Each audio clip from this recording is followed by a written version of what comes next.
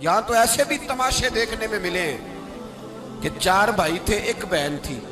چلو بہن فوت ہو گئی تو اس کے بچوں نے مقدمہ کر دیا کہ ہماری اماں کا حصہ دو، تو چاروں بھائی جا کے بیان الفی دے آئے جج کے سامنے، ہماری بہن ہی کوئی نہیں،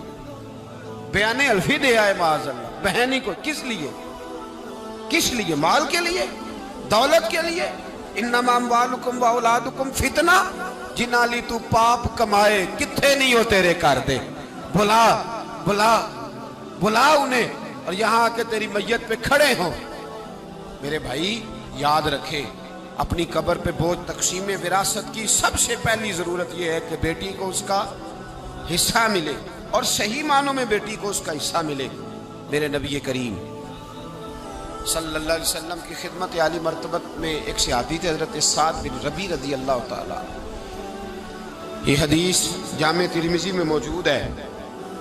حضرت سعد بن ربیع رضی اللہ تعالیٰ عنہ احد کی جنگ میں شہید ہو گئے، ان کی 2 بیٹیاں تھیں،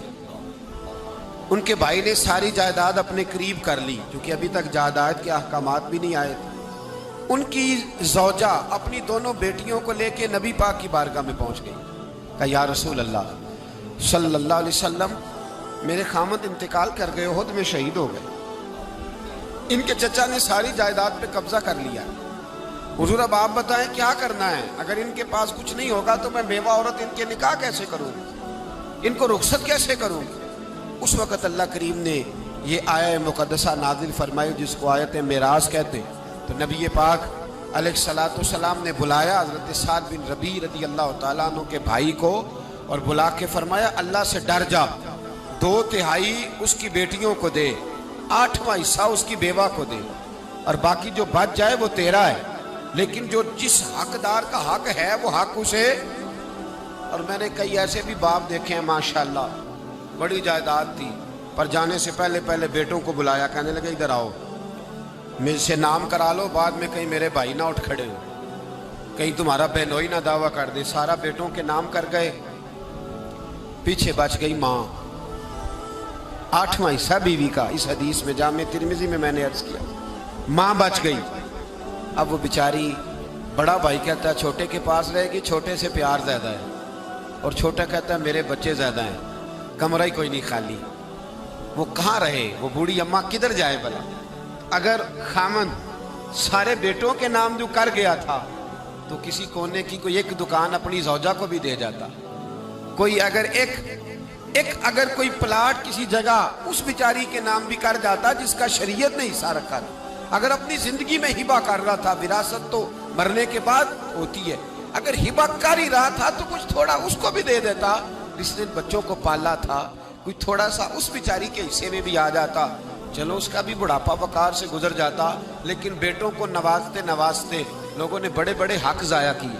بیٹوں کو پالتے بڑے بڑے حق ضائع کیے۔ میں کہہ چکا ہوں اس درد سے بیٹی باپ سے پیار کرتی ہے۔ میرے نبی پاک علیہ السلام کی حدیث میں موجود ہے، حضور نے فرمایا بیٹیاں تو بڑی پیاری ہوتی ہیں، یہ لفظ ایک حدیث میں ہے، حضور نے فرمایا بیٹیاں تو بڑی پیاری ہوتی ہیں، یہ تو باپ کی جوئیں بھی نکال دیتی ہیں،